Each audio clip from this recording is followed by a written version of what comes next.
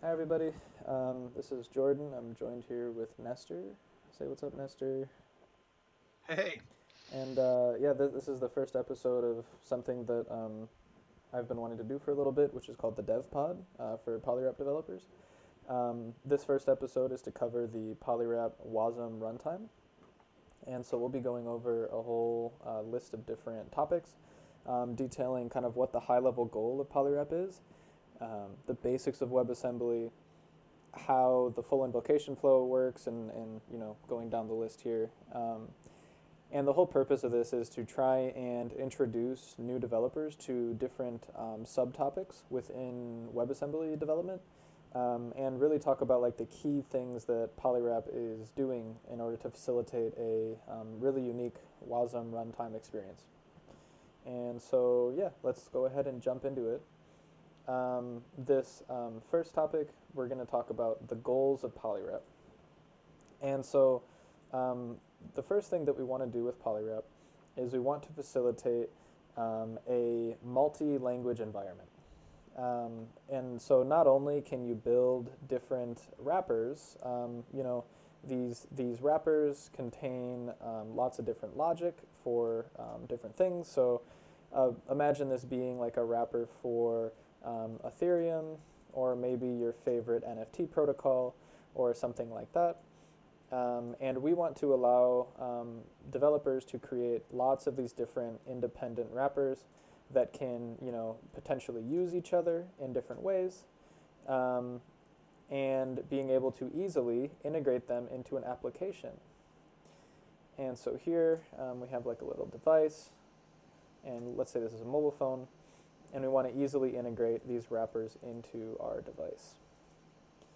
And so what are, you may ask yourself, why not just use traditional SDKs? Well, like this is kind of the whole problem that Polywrap is trying to solve, and so I won't go into too many details of this. But in short, we want to allow people to develop these wrappers in different languages. So that's one of the key benefits here. You could write this in, let's say, Rust, or this could be written in assembly script, or this could be written in Go, let's say, or something like that. And all of them would compile down to WebAssembly. And so at the end of the day, the application developer would just see WebAssembly files. So WASM. WebAssembly is very cool because it runs anywhere and it runs securely. And so you can run these same modules in a phone, or you can run them on a desktop computer, or you can run them in like a server, and they can run in any language. So they can run in JavaScript, they can run in Rust, they can run in PHP or C Sharp or C or Go or any other language. And so it's a very much a build once and use everywhere type of development experience. And so that's one of the really key benefits to WebAssembly, and why we think building SDKs, aka wrappers in WebAssembly, is a really cool thing to do. Nestor, is there anything there that you would add? Yeah, I think that a good way of seeing it, if you're not very familiar with WebAssembly, is basically that wrappers in in its very core essence of its implementation are WebAssembly modules. So why WebAssembly? It's because of what you said. It's blazingly fast, has great interoperability and everything. So WebAssembly is not something that you would code directly. You have to code in an implementation language, which would then build into WebAssembly. And one of Polywrap's end goals is, as you said, providing flexibility for developers to implement wrappers in different languages. And when we say different languages, we mean different WebAssembly implementation languages as Go, C, AssemblyScript. So there we can easily see that one of Polywrap's implementation goals at a low level is providing different runtimes to support different implementation languages for devs. because in the end, they would all comply with the Polywrap specification, which is that the modules would be WebAssembly modules. Does that make sense? Yes, definitely. And yeah, so it's all about giving developers choice. It's about tapping into lots of different ecosystems. So, like in the world of Web3, which like that's where we develop, and that's kind of like the primary developer market that we're trying to service here. For instance, in the Polkadot ecosystem, they do a lot of Rust development. In the Tezos ecosystem, they do a lot of Go development. In the Near ecosystem, they do a lot of assembly script. And so a lot of these different ecosystems leverage different languages. And with Polywrap, you can use all of those existing code bases and use them together. So you can compile them so they compile to a WebAssembly module. Um, and you can use them together in this kind of like multi WebAssembly module environment here. So you could be using Ethereum with Near, and then be using like NFTs with your like special multi-sig module, and just be calling them all very simply in your application. And so this is kind of like the last piece, because we've been very technical so far, but this is kind of like the last piece to Polywrap's vision, is that we want to make calling into Web3 protocols as easy as Web 2. And so this last piece here I think is really interesting. Like in Web 2 we have servers that live in some data warehouse somewhere, or some server warehouse, and then it's yeah, up in the cloud, and then we send web requests to it from our applications. These applications could be like a mobile phone, it could be a computer, or it could be like an IoT device. So Web 2 is actually very portable. Like we can integrate Web 2 everywhere by just sending simple HTTP requests. But in Web 3, it's different. There needs to be more work done on the applications. And so now, like in Web 3, what we do is we actually integrate SDKs into our applications. And this is a tedious and cumbersome experience. And it's not as simple as just saying, HTTP/Twitter, API.twitter.io/tweet or something like that. So yeah, it's not that simple in Web3, unfortunately. And so what we're trying to do with Polywrap is actually make it that simple. And so instead over here, what we can do is we can actually just go ahead and we can so here's this last piece here. So what we want to do in the world of Polywrap is we want to be able to say, wrapper. We want to say, slash. So let's actually use an example. Let's say Uniswap. We want to do a function, and so let's basically put Uniswap at .eth. So this is an ENS domain. And then this is like our URI. So this is like the URI of our request. The module we want to call is, let's say, like the query module. And then we want to call the method, let's say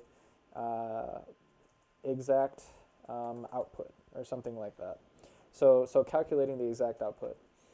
And we have obviously arguments to this function, and so we can specify them here, and we can say token, token in is, let's say, ETH,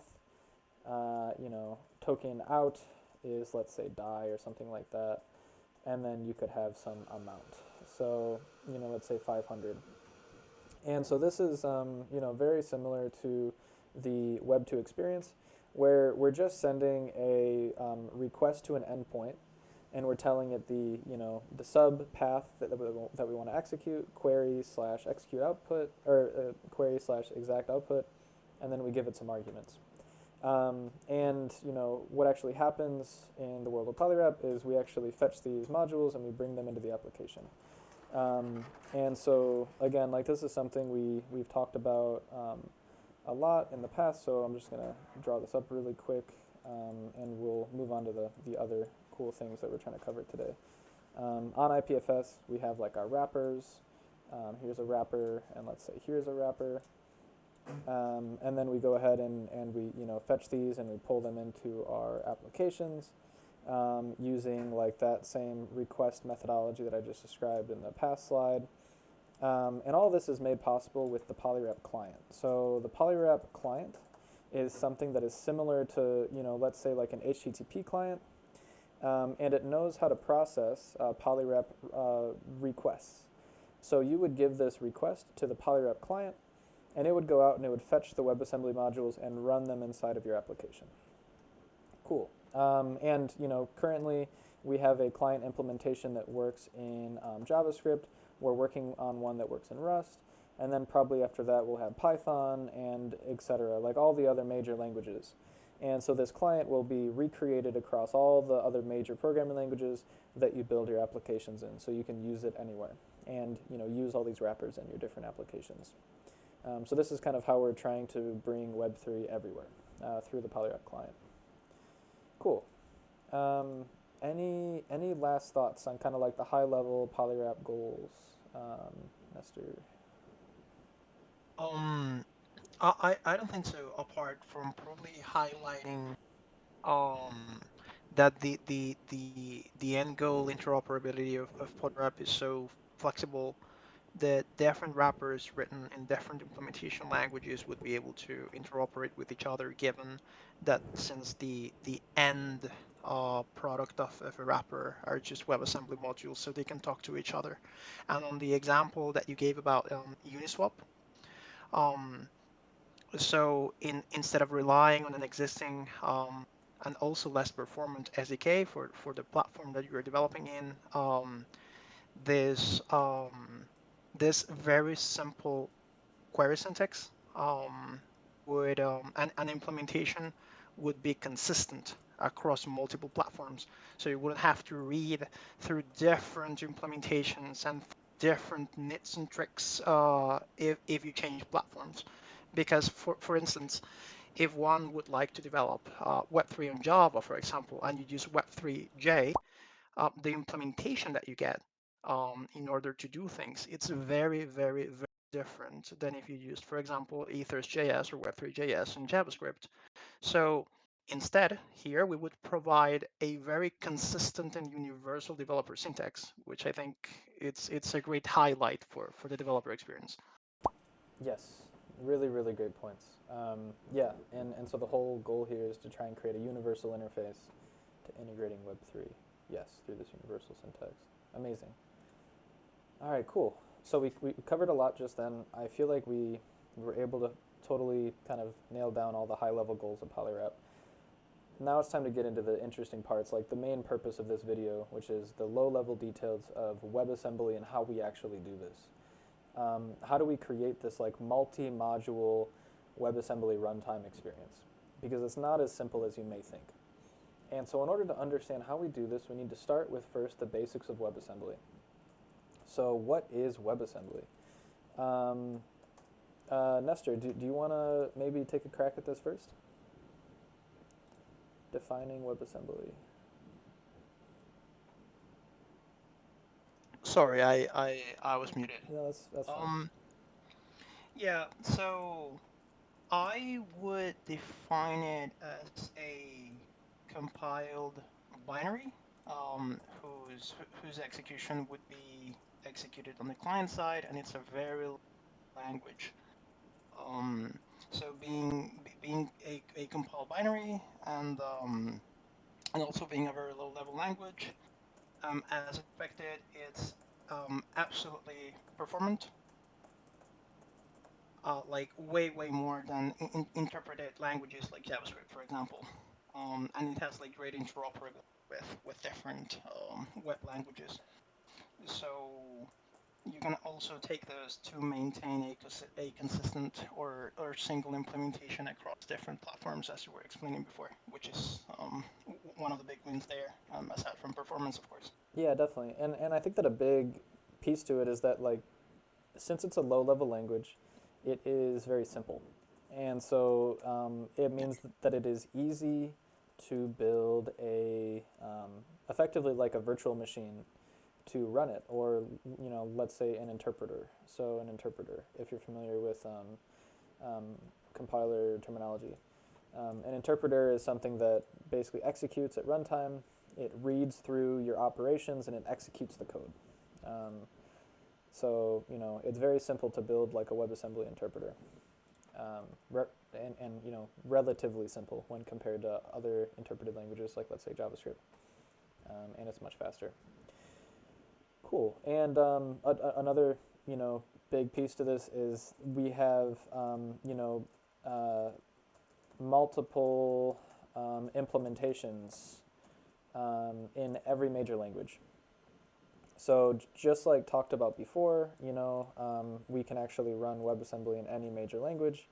So you can, use WASM in, C Sharp, Go, Rust, JavaScript, Python, etc. Like, if there's a language out there, you name it, you can use WebAssembly in it.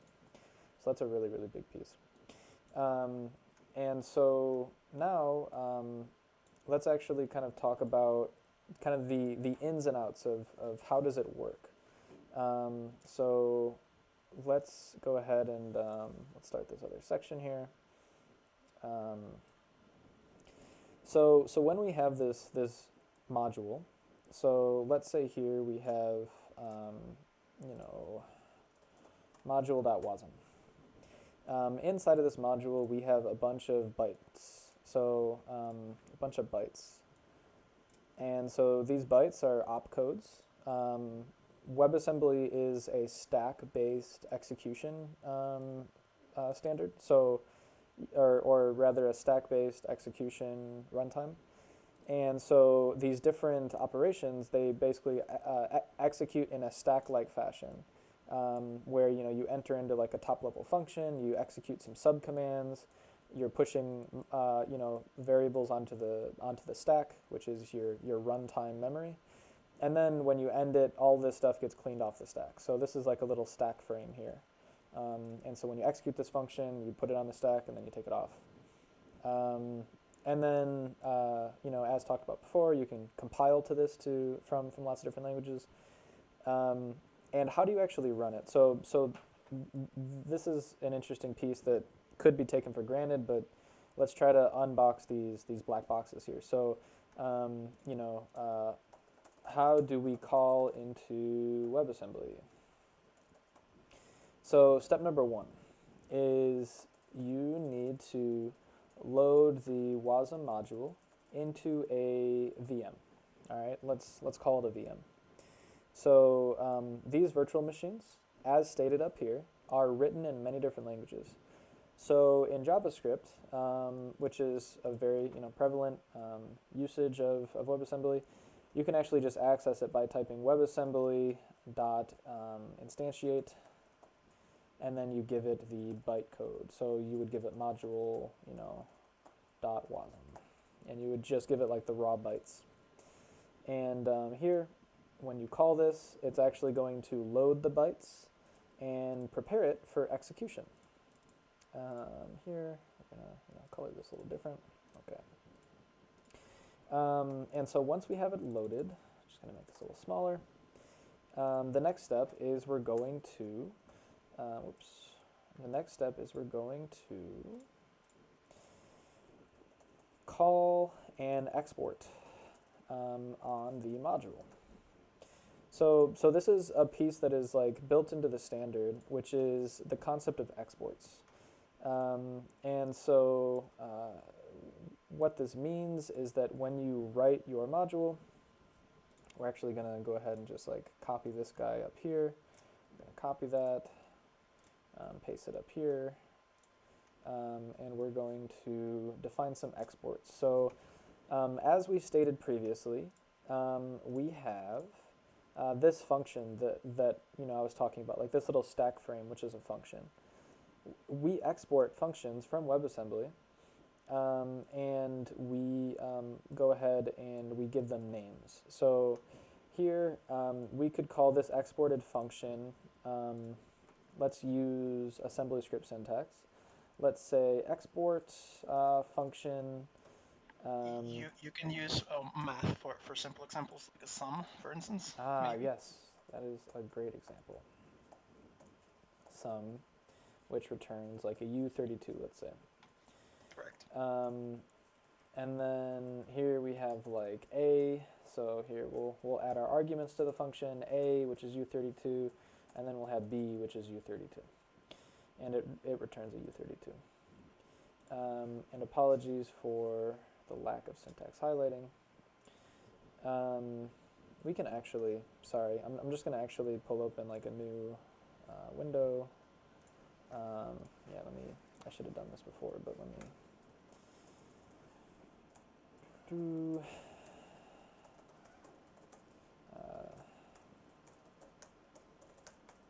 um,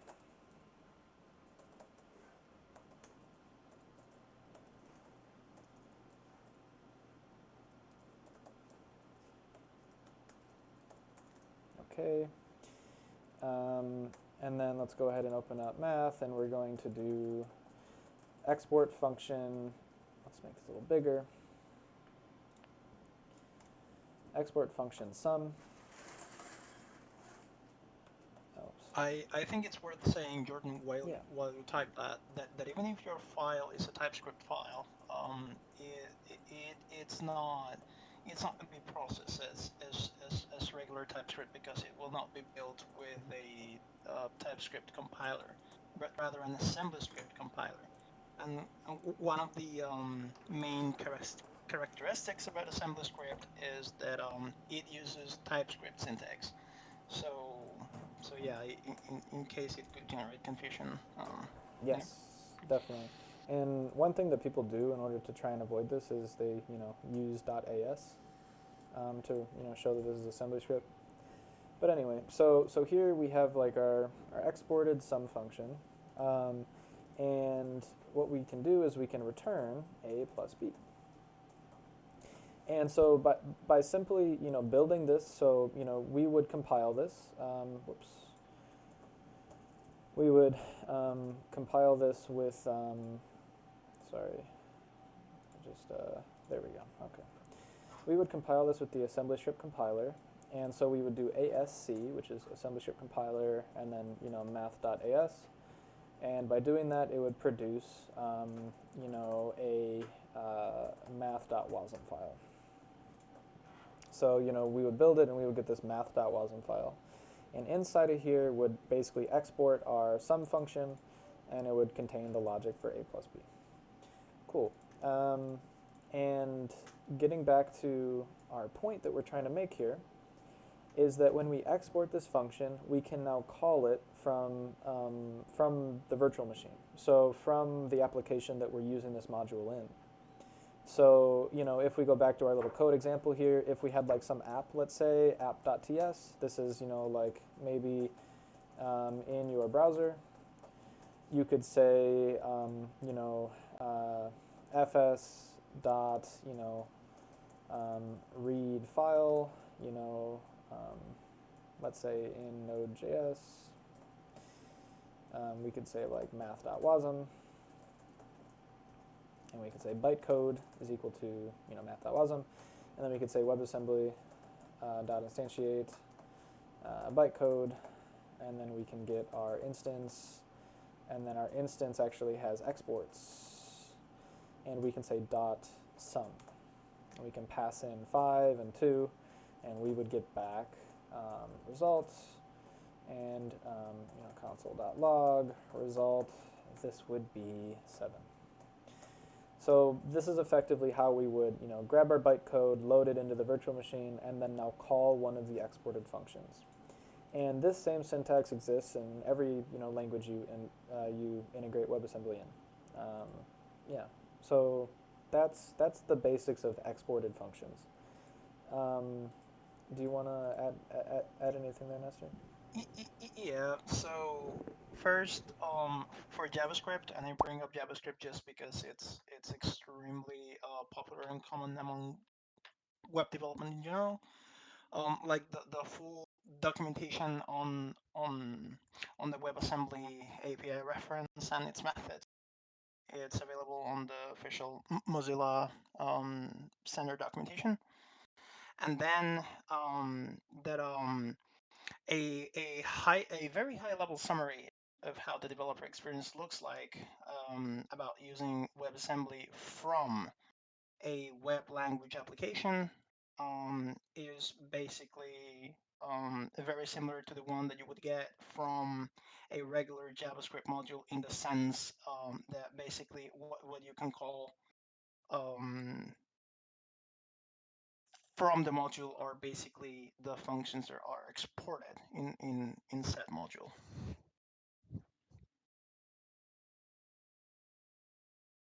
Yeah.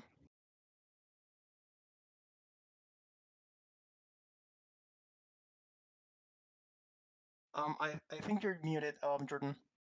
Hey, thank you. I was just saying that you're totally right. It feels just like a normal module, like where it has exports. But there are some key differences which make Mm-hmm. using WebAssembly in your applications very hard. And so the big one is data passing. So when you pass data into WebAssembly, and also when you pass data out of WebAssembly, so if we just go ahead and do a quick diagram here, we have our app. Yeah, I think this part boils down into that when you import JavaScript modules, building a JavaScript application, again, it, the same concepts could be applied to other web languages, but JavaScript is a good example. Um, the fact that you can pass and get JavaScript structures seamlessly in and out JavaScript modules is because your web application is in JavaScript and your imported modules are also in JavaScript. But then WebAssembly is a different world, let's say a different environment. So there needs to be some kind of serialization or deserialization or decoding in order to be able to pass and receive data from and to the module. Does that make sense, Jordan? Yep. Yeah, that definitely. And just to highlight that point, the only thing we can pass in and out of WebAssembly are integers. And so Mm-hmm. this is like a big thing here. Like how do we actually pass in a structure, or how do we pass in a string, or an array of bytes, or something like that, and get meaningful data out. And so, Or even like more complex cases, like for example, nullables or nullable arrays yes, and compositions of complex types. exactly, right. And so, how do we solve this problem? So, I just want to get back to here. Okay, imports, exports, encoding, decoding. So we're actually kind of covering this piece here, encoding and decoding. So, yeah, let's go ahead and talk about this. So, well, sorry. Yeah, let's actually put a big asterisk on this, and we will cover this in a second. So, how do we basically get data in and out of WebAssembly efficiently? Yes, let's cover that in a second. So, we've talked about the basics of WebAssembly, bytecode, imports, and exports. We didn't cover imports, so this is one last topic here. If we go back here, one of the other things we can do is when we actually instantiate WebAssembly, is we can give it imports. So here, as you can see, when we instantiate, there is another argument we can provide, which are imports. And so these imports can be basically any function. So any function. And then you can define it and do console.log, cool stuff. And so here we can actually import this function into our WebAssembly code and call it. And so here inside of math.es, we can do, I think it's like external. Yeah, Um, and yeah. then you declare the name and the signature of the method, and that's it, because the implementation WebAssembly does not know Yes, of. that's exactly it. And so for all imports, there is this concept of a namespace and then a function. And so here, the namespace is called namespace, and then the function is called any function. And then we would basically do extern function. Um, I believe this is the syntax. I think I'm wrong though. Let me quickly look up a short example. Yeah. Anyway, yeah. So let me just keep on going. So this function, It's if like we called it, it would actually call into the host that's running me. So the host that is running this WebAssembly code, and it would execute this inside of the JavaScript application. So this is really cool. It allows us to call, not only into the WebAssembly through the exports, but the WebAssembly can call us back again through the imports. And so this is a really cool mechanism, and it actually is the building block of, building this very, modular WebAssembly runtime, which we'll be talking about more so in just a couple seconds. Cool. So we covered exports. So now let's look at, like what does it look like to use Polywrap at a high level with all of these different WebAssembly modules, now that we kind of understand how these modules work. Well, the first step is we have a client. So we, um, we would, sorry, let me just go ahead and, got it. So here we would have our client, basically added to our application. A user would go ahead and do a client.invoke, and we can actually just copy the example that we had from back here. We can go ahead and just copy these parameters, just kind of stick it in here. We go ahead and we invoke.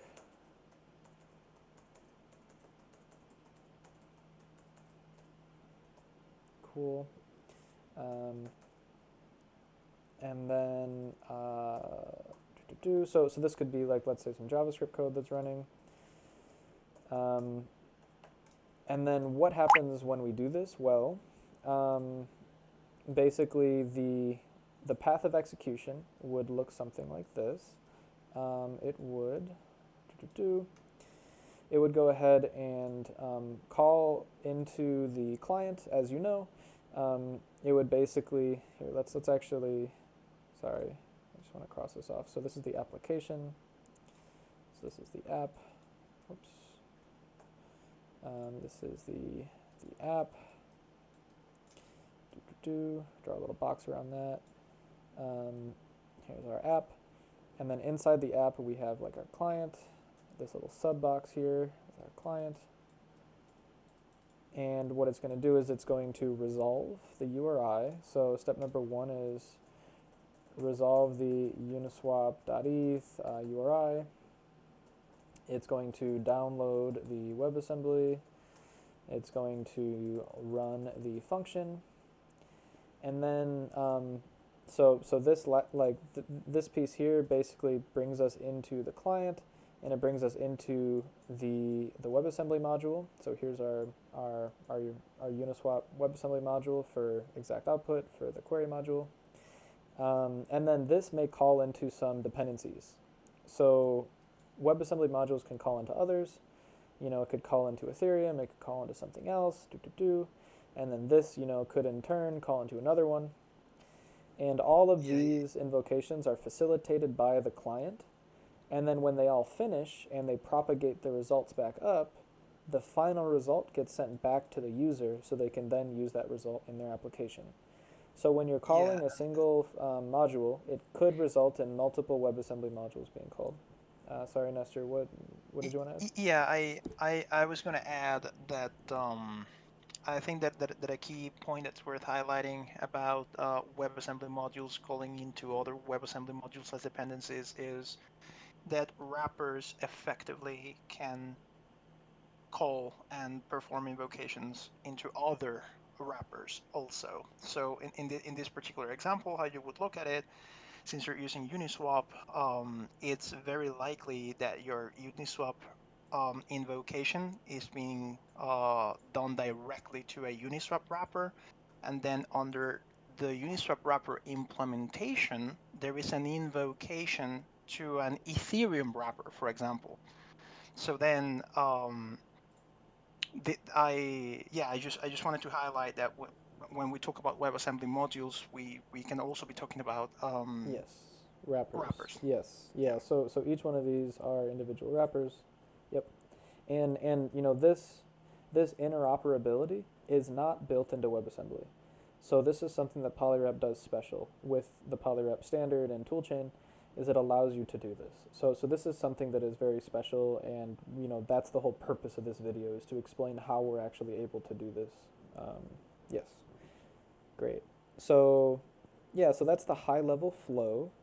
Um, Now let's talk about some more finer details, encoding and decoding data. Encoding and decoding data. So why do we need to do this, and how do we do this? Well, we talked about this earlier, but the reason why we need to encode data and decode data is because of this problem right here. Because we're only able to pass in and out integers from and to WebAssembly. And so what do we do instead? Well, if we go ahead and just kind of copy this, I guess, or can I duplicate? No, I'll just reuse this. So because this is only integers, what we do is we use encoding to the rescue, right? Um, and so what does encoding mean? What it means is that you're turning some data into like a standard format. Some examples of encoding are, let's say, JSON. Also, there's RLP, which is used in Ethereum. There's message pack, proto buffers, BSON, which is binary JSON, Borscht, which is used in Near. Lots of different encoding standards. And so for Polywrap, we did a lot of research to figure out what the best encoding standard is for our use case, and we decided to go with the message pack standard. And so if you're curious on why this decision was made, please feel free to ask in the Discord or the forum, and that would be a good side conversation to have from this little recording here. But we're just going to take this with some acceptance here that we are choosing message pack as our solution. And so what we do is we actually take these inputs, our application inputs, they could look like an actual structure. They could look like, for example, they could look like an object where it has like a property, where it's a string.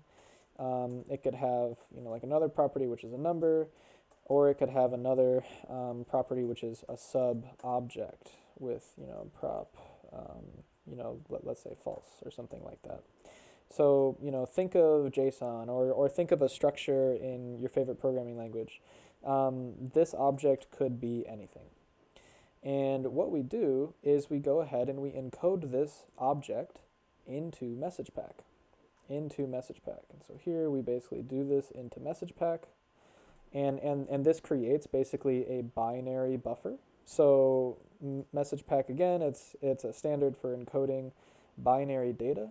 So think of all this data being packed into a binary buffer. So here we just have a buffer, lots of different bits, or rather bytes, all in an array. And this is our object encoded into message pack. And when we call into WebAssembly, we basically say, hey, we're calling this function, and here are the arguments as a message pack buffer. And so go ahead and decode these. So this is our encoding. So our inputs get encoded. And then lastly, we decode it. So here in the final step here, we decode. We decode message pack. And what do we get out of that decoding? Well, we get a class. Let's call it, let's say input for the, what function are we calling? Let's just call it function input. And it has, property, which is a string. It has foo, which is a number, etc., etc. So here, like, we're defining the structure of the inputs for the function, and we're able to basically get this in whatever language we're running in. So here, let's imagine this is assembly script, or maybe it's Rust. We can turn this message back into our class in our favorite language, or our struct, or whatever other semantic you use in your programming language. And then lastly, when we actually return the outputs, we do the same thing. We go ahead and we build the message pack buffer of our outputs, and we send it to the client, and then the client decodes message pack over here. So decode, and it could get, for example, let's say, true as a result. So that is what the function returned is true, let's say. And so this is the basic process of passing data in and out of our WebAssembly modules. And this same process stays the same regardless of what language you're building your WebAssembly in, regardless of what language you're building your application in. This is our protocol for passing data in and out of WebAssembly. And we actually generate all of this binding code for you for the encoding and the decoding based off of your schemas. And so let's look at a quick example, actually. Let's do a quick example. If we go to integrations, so Polywrap integrations, we can see there's a Uniswap wrapper. And if we look at, for example, like the query schema, we have currency equals, which is a function, and it defines these types as its input arguments. And when we actually build the WebAssembly, we use this GraphQL file, this schema.graphql file, and we generate the decoding and encoding logic for this function. And we do that for the functions, and we also do that for any custom types you may define. So here we have lots of different custom types that are defined here. And we generate message pack encoding and decoding for all of these as well. And so it's all ready for you to use in your programming language. And all you have to do is do what you do best. You just implement your functions. So here, inside a pair, we import a bunch of stuff from this W3 folder. So this is our code generation folder. And then all of these things are, automatic types that get generated, and they have encodings and decodings. So all this stuff is done for you because of Polywrap. And so, how do we do this? How is this possible with Polywrap? Well, we do automatic encoding and decoding of data to pass data in and out of WebAssembly for you, so that you can have this like multi-module environment. Yeah. Is there anything that you would add, Nestor, or correct, or something like that?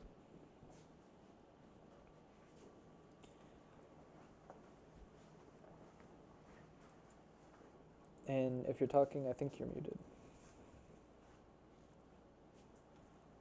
Oh, shoot. It looks like my Discord crashed. Let me open that back up. 1 second.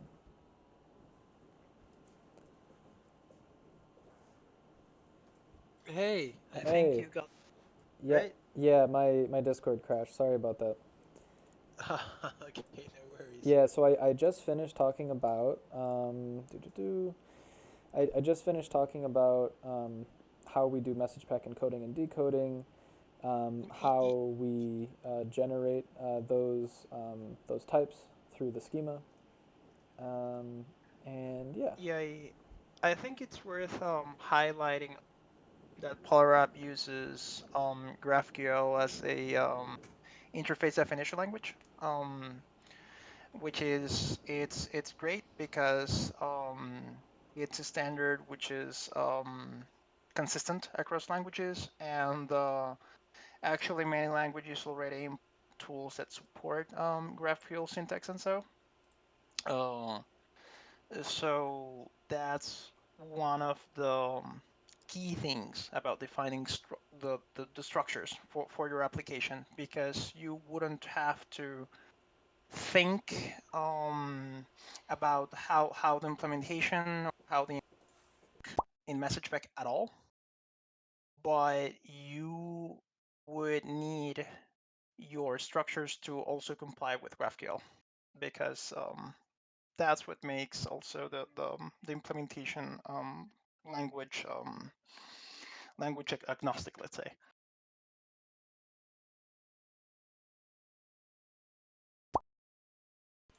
Yeah, that's really well put. Yes, definitely agree. And we've thought about potentially moving away from GraphQL as an interface definition language. But I think that, we would always still support it, even if we implement something else that's kind of more tailored to our use case. But yeah. Yeah, Um, I think that like a very easily explained use case for a JavaScript developer would be basically if you think your structures as JSONs, for example, which is very common for a JavaScript developer. The way that you would have to think out your inputs and outputs when using the JavaScript Polywrap client would be simply creating GraphQL structures, which are very similar to JSONs. They have some key difference, but we won't get into the depths of that. But basically, you would create structures that are GraphQL compliant, and then what you need to do is simply get your inputs and outputs from and that you pass to the client to be compliant with the structures that you yourself defined. yes, definitely very well put. That's a really useful analogy. Agreed. Amazing. Okay, so I think we covered encoding and decoding just fine. And then just to kind of wrap all this up, like let's talk about how do we handle async operations. What is the WASM interface that we currently support? Host capabilities, and then yeah, we can talk about like the final details. And so yeah, let's talk about async operations. So when we actually call into these different modules, um, in WebAssembly, it doesn't actually have the concept of awaiting. So, like inside of this piece here, you couldn't just await, this call. So that's not a thing. This doesn't exist.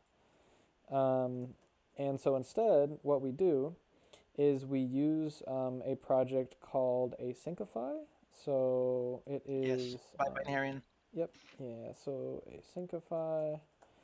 Um, and what that does is it basically modifies your WebAssembly and it allows you to save its state so that it can be resumed at a future time.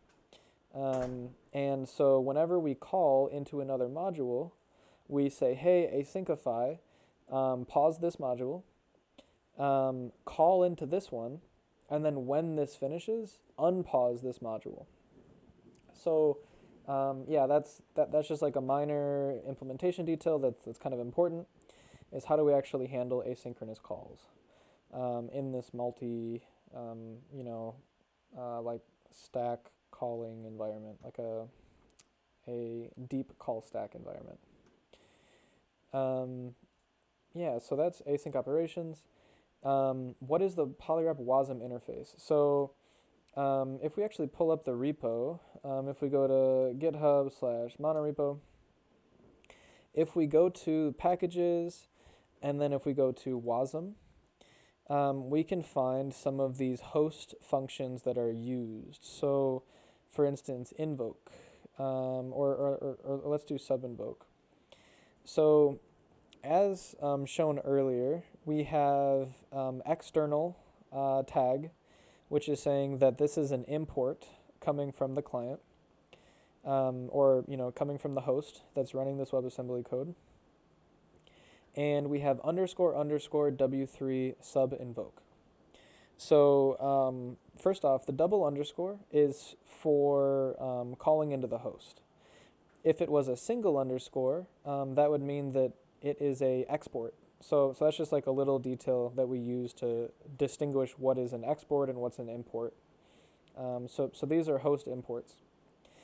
And then we use these functions to communicate with the client to perform sub invocations. So when this module, when this wrapper is calling into this wrapper, it's doing a sub invocation. And it will be using these host functions to tell the client, hey, this is the URI I want to talk to, the module, the method, and here's the input arguments that I want to talk, or the input arguments that I want to pass to it. And so that is, one of the host imports. We also have host imports for, being able to abort execution. So we can abort the execution with like a message and file and line and all that stuff. So we can do debugging. And yeah, and then the last piece here is we actually have a entry file, or sorry, an entry function, which is W3 invoke. So let me actually pull that up really quick. It's inside of the schema bindings. We generate an entry file. So here is the entry file. And then in this entry file, it's a little hard to look at, but here we have export function underscore W3 invoke. So this is the kind of like the main function of a wrapper. The main function of a wrapper is this invoke function. And this is what the client calls in order to call a method inside of the wrapper.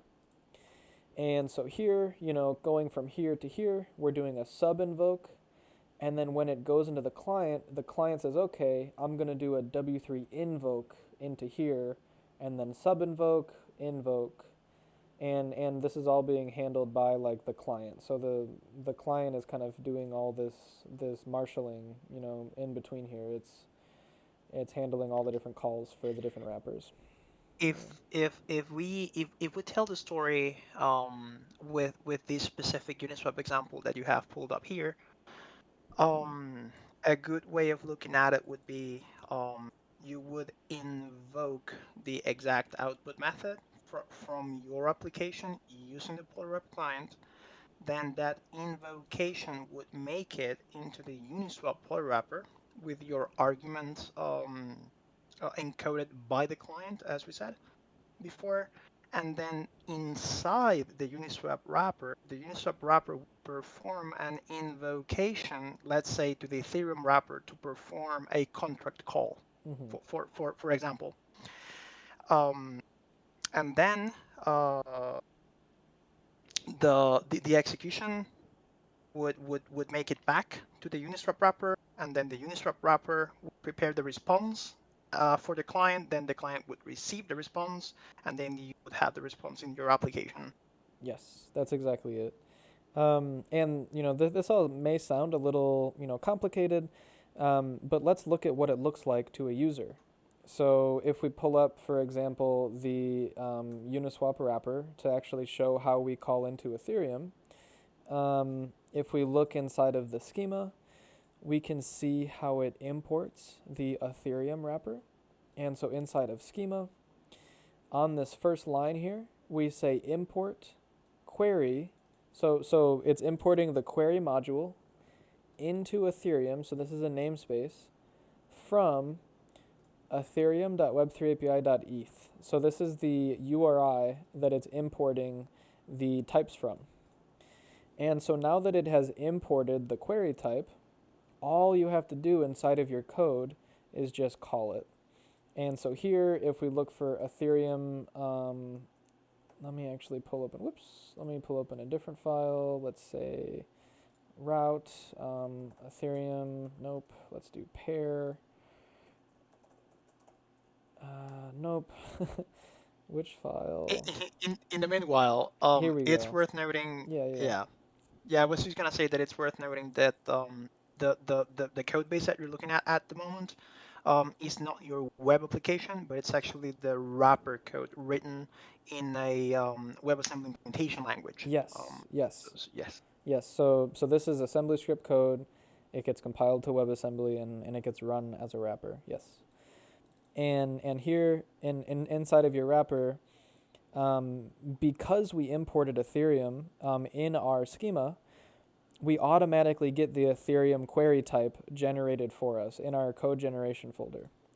And we can call any function on it by simply doing this, Ethereum query dot call contract view. And doing this and providing the arguments will actually perform this sub invocation into Ethereum. And so what's actually happening behind the scenes here is we're taking these arguments, we're going to encode them into message pack, give them to the client, and then the client will give them to Ethereum. So it's very, very simple. And so this line right here is actually calling another WebAssembly module, but it looks just like a normal function call. And so that's pretty cool. Yeah. So that is kind of async operations, the WASM interface, and then we kind of covered like the full invocation flow. And kind of the last piece I want to add here is host capabilities. So what does this mean? Well, if you recall, one of the characteristics of WebAssembly is that it is secure. And this is because it cannot access the application. So, it can only access the functions into the host that are provided to it. And so this is kind of difficult, like if you wanted to send a network request or if you wanted to access a file or, do something else like that, like maybe get a signature from a private key. So what we've done in Polywrap is we've created this concept of plugins. And so these plugins allow you to expose host capabilities to your wrappers. And so here, we have an example of this. Let's look at the HTTP plugin. Here, if we go to, let's say, the monorepo, we have inside of packages, we go to JS. So plugins are actually, client specific. So these plugins only work in JavaScript. And so here we have like an HTTP plugin. And if we look at the schema, we can see that we have, the concept of like a header, we have a response, a request, and we have two functions, get and post. And we can use these functions inside of our wrappers to actually call into, the client and say, hey, execute an HTTP request for me. So, going back to our little demo here, if we actually modify this a little bit, maybe instead of this calling into a wrapper, instead of this being a wrapper, this could actually be a plugin. So let's actually draw this a little different. Let's draw this as a plugin. And so here, let's make its box maybe, orange, because plugins are like kind of a, secure part of your application architecture. And then here, this could be like HTTP plugin or something like that. And this is actually written in JavaScript, let's say, or whatever other language you're in. So, let's say JavaScript. And so, whoops.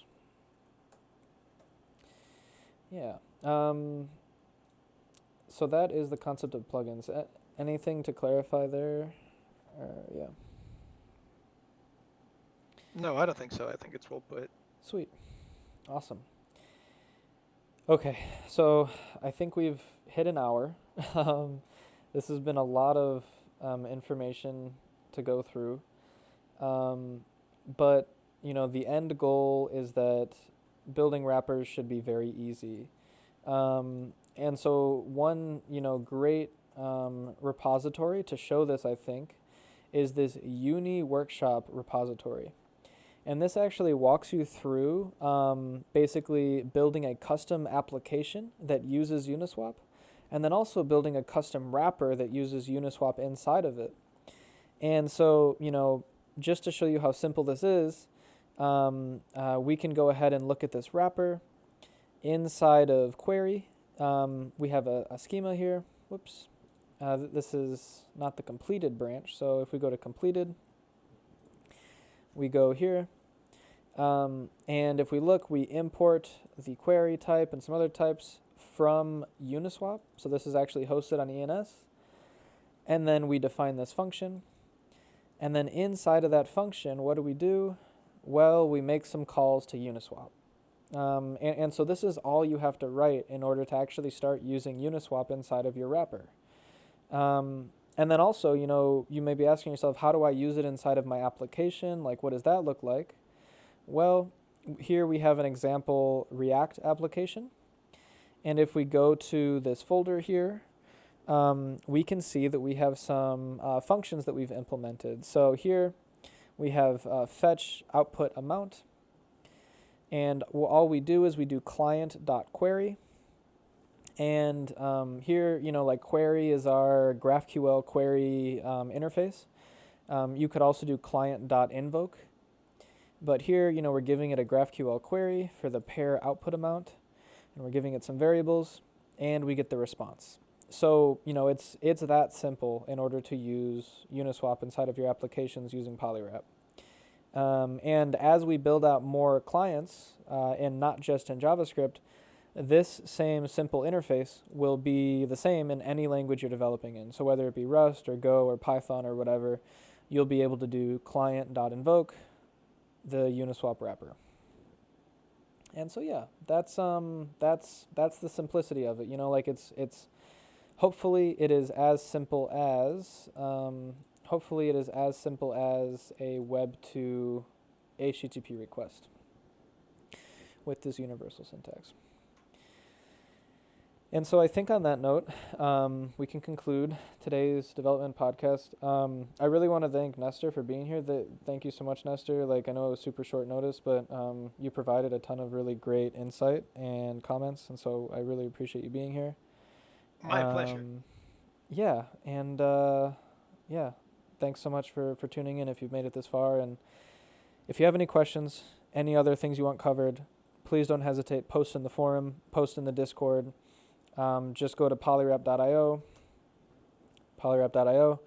and you can join our Discord and find all the other links here to all of our other things. So thank you so much for listening, and we'll chat with you next time.